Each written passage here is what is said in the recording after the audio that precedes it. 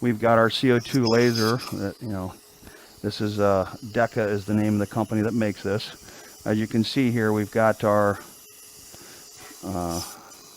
it's going to go in, it's going to kill all this bacteria in here. We're going to hit both soft tissue and bone because there's bacteria everywhere, right? So we're going to stay a few millimeters away from the soft tissue.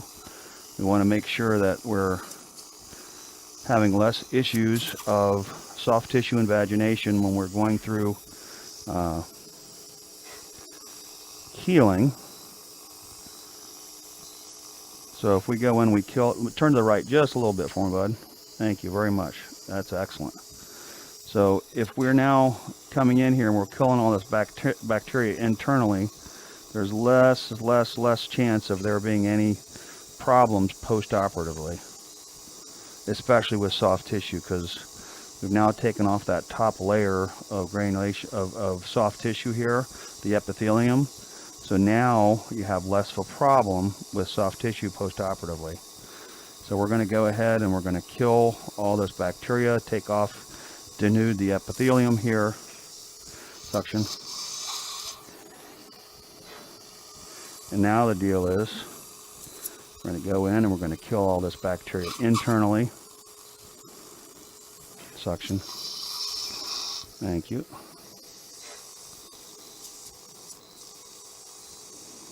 Todd, you're doing great, buddy. Now, one of the questions that Dr. Bowen asked me before we started, what do you do if you don't have a CO2 laser? Well, the answer is you have to clean things out as best you can. But my suggestion to you is, get a CO2 laser. It's one of the best lasers on the market. It does a really good job of, making sure we have less post-operative complications because of bacteria. All right. All right. Now, let me have the longer tip, please. So now we're going to switch over to a longer tip, and we're going to go just underneath the soft tissue because there is that soft tissue problem out on that in that buccal aspect. So we're going to switch tips and we're going to go in and start utilizing that, because what I really don't want to do is I don't want to pull the soft tissue off buccally if I don't have to. I don't have any reason to from a bone standpoint, but I want to try to make sure I don't have to with a soft tissue standpoint.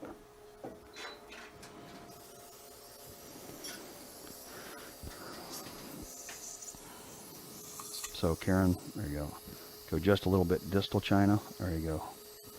So here's where we have a little bit of bone or bone change / tissue change, right? So what we're going to do is we're going to make sure that all of this tissue right in here, that we're making sure we're killing all that bacteria out on this buccal aspect.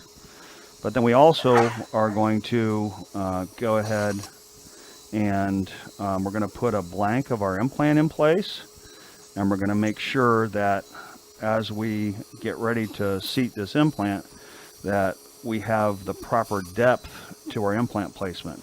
We have pre-planned either a 7 or an 8 by 9, and I'm pretty sure that that will ultimately end up being what we go with, an 8 by 9, but who knows, we may have to kick back to a 7, or we have to finish out our preparation a little bit more. So that's what we're going to end up checking out right now.